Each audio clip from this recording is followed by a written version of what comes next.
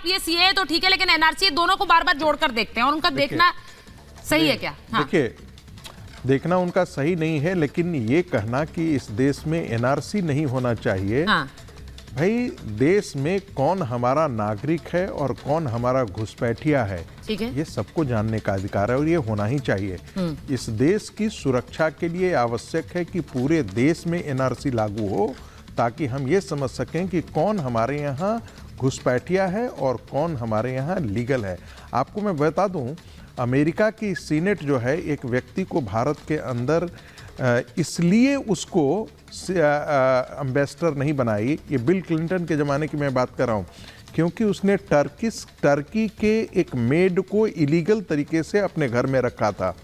आप सोच सकते हैं कि अमेरिका की सीनेट जो है उसके अपॉइंटमेंट को रद्द कर दिया और हम अपने देश में करोड़ों इन्फिल्ट्रेटर्स को अपने यहाँ बसा करके रखे हैं। मैं एक छोटा सा सवाल करता हूँ, जो लोग पाकिस्तान बनाए, जो लोग बांग्लादेश बनाए, वो तो भारत नहीं चाहते थे, तो भारत तोड़ करके पाकिस्तान बनाए थे, भारत तोड़ करके बांग्लादेश बनाए थे। उनके संतानों को अपने देश में हम संरक्षण क्यों दें? हम उनको अवैध तरीके से क्यों दें? यदि वो लीगल तरीके से मांगते हैं कि हाँ हमको सिटीजनशिप चाहिए, तो बिल्कुल उनको दिया जाता है, दिया जाता रहा है। लेकिन अवैध तरीके से घुसपैठिए आकर के आसाम की डेमोग्राफी चेंज कर दें, बिहार के सीमांचल की डेमोग्राफी चेंज कर दें, पूरे बंगाल की डेमोग्राफी चेंज कर दें, महाराष्ट्र की डेमोग्राफी चेंज कर दें, तमिलनाडु में ईस्ट कोस्ट रोड के किनारे जितने भी बड़े जिले हैं उनकी डेमोग्राफी बदल दें, तो इस देश को स्वीकार नहीं होना चाहिए, होना भी नहीं चाहिए। और इस देश का मुसलमान सिर्फ इस्लाम के नाम पर उन्हीं बांग्लादेशियों को शरण देने के लिए जिन्होंने इस देश को तोड़ा, तो उनके और प्रश्न चिन्ह खड़ा होगा, आने वाले दिन में भी होगा, आगे भी होगा। मैं एक बार मैं प्रेम कुमार जी बोला जा रहे हैं। प्रेम कुमार जी देखिए, मैं सिर्फ ये कह रही हूँ, एक मिनट मुमताज जी आ रही हूँ, आपके पास आ रही हूँ। मैं प्रेम कुमार जी देखिए, आज जो नरेंद्र मोदी ने बोली है, मुमताज जी सबके पास इंपॉर्टेंट पॉइंट्स है सर, एक मिनट रुक जाइए, अब आ रही हूँ आपके पास। मैं एक चीज ये पूछना चाह रही हूँ, जब नरेंद्र मोदी आज कहते हैं राम मंदिर के संदर्भ में कि कुछ लोग पीछे हट गए, कुछ लोग मैदान छोड़कर भाग गए, कुछ लोगों ने हिम्मत दिखाई, ऐसे अनगिनत फैसले, कई ऐसे फैसले उनके कार्यकाल में हुए हैं जिन पर कभी किसी ने सोचा नहीं कि फैसला हो जाएगा और ये देश वो दिन देखेगा। ये एक फैक्ट है, वो चाहे 370 हो, वो चाहे राम मंदिर का बनकर तैयार होना हो, वो अब शायद सीएए भी है। ये फैसले राजनीतिक दल इनसे हाथ पीछे खींचते रहे हैं, क्या ये फैक्ट नहीं है? इस पर किसने कब प्रतिबद्धता दिखाई कि हमें ये इस मुद्दे का निपटारा करना है, इस देश को सॉल्यूशन चाहिए? प्रेम कुमार। देखिए सुचारिता जी, बोलना तो बहुत सारी पिछली बातों पर था, लेकिन नए प्रश्न आ गए आपकी तरफ से। लेकिन आप ये देखिए कि चाहे 370 हट जाए, ठीक है, इनके लिए बड़ा मुद्दा हो सकता है, घोषणा पत्र में रखे थे, बहुत दिन से रखे थे, लेकिन इससे देश की मौलिक समस्याएं दूर नहीं होती, ये बात समझ लीजिए। इसी तरीके से दूसरी चीज में अभी कह रहे थे, संगीत रागी जी कह रहे थे, नरेंद्र मोदी जी की तुलना स्वामी विवेकानंद और अरविंदो घोष जी से कह रहे थे, उनके भाषण से। हाँ सुन लीजिए, उनके भाषण से तुलना कर रहे थे।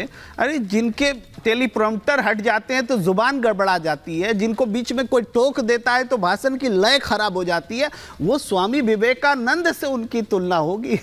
हंसी आती है, हंसी आती है। मैंने अपनी टिप्पणी रखी है। नहीं, मैं इस पर एक चीज पूछना चाह रही हूँ। आप तो पूछेंगे ही, पूछिए। मैं इसलिए पूछ रही हूँ कि इस समय में जो सबसे बेहतरीन वक्ता हैं उनमें से नरेंद्र मोदी को रखा जाता है, और आप ये कह रहे हैं कि टेलीप्रॉम्प्टर अगर गायब हो जाए तो वो उनकी भाषण की लय बिगड़ जाती है। मैं सिर्फ ये बहुत से लोग जो सुन रहे हैं वो भी वक्ता इस पर सोचे। मैं देखिए, ये कहा जाता है आज मेरी भी लय आपने खराब कर दी। बेहतरीन ओरेटर्स हैं, वक्ता हैं, राजनीतिक वक्ता हैं, उनमें अग्रणी है प्रधानमंत्री, कहा जाता है। आप बोलिए। संगीत रागी जी जो बिना बाधा के लगातार शानदार स्पीच दे रहे थे, तो उनसे तुलना होगी तो हमारी तो खराब ही मानी जाएगी ना सुचारिता जी। आपने तो बिल्कुल नहीं मानी जाएगी खराब कर दी अगर ऐसा। बोलिए, कंप्लीट करिए, आप कंप्लीट करिए, फिर राकेश। चलिए, मैं चूंकि संदर्भवश बात हुई, मैंने अपनी बात कह दी, आपको भी पूरा अधिकार है, उनको महान है, कई की नज़र में नरेंद्र मोदी जी हैं, लेकिन हमने जो अपनी बात रखी वो रखती। अब देखिए सीए एनआरसी पर जो आप प्रश्न कर रहे हैं, मूल बात क्या है, रागी जी ने बहुत सारे उदाहरण दिए कि इतने सारे लोग देश में घुस गए, डेमोग्राफी बदल गई, तमाम चीज। अरे 10 साल में आपने क्या किया? एक भी आदमी को क्या आपने वापस भिजवाया, डिटेंशन सेंटर भिजवाया? केवल आप दिन रात इस राग को अलाप करके आप प्रतिक्रियाएं पैदा करते, देश में माहौल खराब करते। 10 साल में आपने कितने घुसपैठियों को पकड़ा और बाहर किया? नहीं किया। सीएए की बात होती है, ठीक है, इस देश के ही लोग उठा रहे हैं ना सवाल, तो आप उनकी शंकाओं को दूर कीजिए। आप सरकार हैं, सरकार हैं आप सबको नहीं, तो इसीलिए तो कह रहे हैं कि नागरिकता छीनने का कानून नहीं है। ये उन्हें बार बार बोलने की जरूरत क्यों पड़ रही है? गृह मंत्री क्यों बार बार ये बोल रहे हैं? इसीलिए बोल रहे हैं क्योंकि सर जो वक्तव्य आते हैं नेताओं के वो भड़काने वाले होते हैं, उससे एक समुदाय विशेष भड़क सकता है, क्योंकि आप उनके मन में बार बार ये भर रहे हैं कि ये आएगा तो आपके लिए खतरा है, आपके समुदाय को टारगेट किया जा रहा है। मेरा बस यही सवाल है। एक बार राकेश जी के पास मुझे जाना है, एक बार राकेश जी के पास जाना है, जल्दी से एक लाइन बस। सिर्फ इतना है कि ये जो आप बोल रही ना कि ये लोग भड़काऊ बयान देते हैं, तो भड़काऊ बयान पर हम डिबेट ही करते रहेंगे कि कुछ एक्शन भी होगा। उनको छोड़ दिया जाता है, भड़काऊ बयान दो, और फिर उनकी मजामत करने के लिए यहाँ पूरे देश में डिबेट होती है। भाई एक गिरफ्तारी हुई थी वहाँ मुंबई में, उसके बाद इतना हंगामा हुआ, वो भाषण भी आपने सुना होगा, मुझे बोलने की जरूरत नहीं है, आप कह रहे हैं भाषण हो रहे हो, कोई एक्शन हो रहा है। कल बरेली में क्या हुआ वो भी आपने देखा होगा, उसके बाद उन्हें हाउस अरेस्ट किया गया, आपने देखा हल्द्वानी में क्या हुआ। तो ये मत कहिए कि उन्हें छोड़ दिया जाता है। राकेश त्रिपाठी जी, क्या आप लोग छोड़ रहे हैं इन्हें भड़काने वाले बयान देते रहे एक समुदाय विशेष के खिलाफ, जिससे आप लोगों को वोट मिलते रहे? राहुल गांधी को भी छोड़। देखिए, पहले तो चरणबद्ध तरीके से इलाज होता है, किसी भी मामले में इलाज तो चरणबद्ध तरीके से होगा ना। एकाएक ही सर्जरी अचानक नहीं कर देंगे, पहले हृष्ट पुष्ट करेंगे ताकि उसके बाद उसकी सर्जरी की जा सके। व्यवस्थाएं धीरे धीरे बेहतर हुई हैं। क्या परिवर्तन हुआ है 10 वर्षों में? प्रेम कुमार जी को दिखाई नहीं पड़ेगा, चश्मा उतार दीजिए तो शायद दिखाई पड़ेगा। पिछले 10 वर्षों में इस देश में जो रघुनाथ मंदिर में, अक्षरधाम मंदिर में, संकट मोचन मंदिर में, अयोध्या धाम में जो जगह जगह बम विस्फोट होते थे ना, कचहरियों में बम फटते थे ना, वो बम फटने बंद हो गए। इस देश में आतंकवादियों की जो घटनाएं होती थी ना, आतंक की, वो आतंकी कहीं कोई सामान मत छुइए, ये संदिग्ध सामान बम हो सकता है, ये जो अनाउंसमेंट रेलवे स्टेशन पर, बस अड्डों पर होते थे ना, ये अनाउंसमेंट होना बंद हो गए।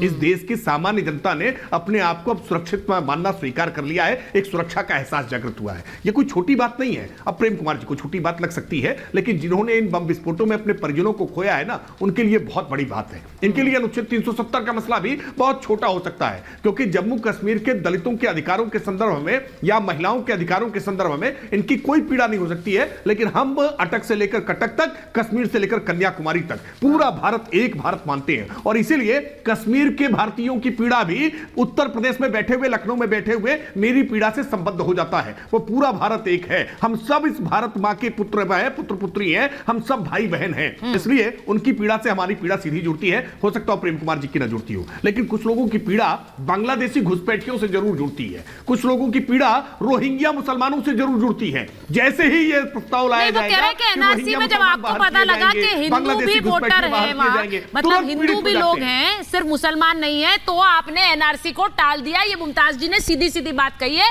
आप लोगों ने उसमें वोट बैंक देखा, इसीलिए एनआरसी टला है, वो ये कह रहे हैं। जवाब दीजिए इसका।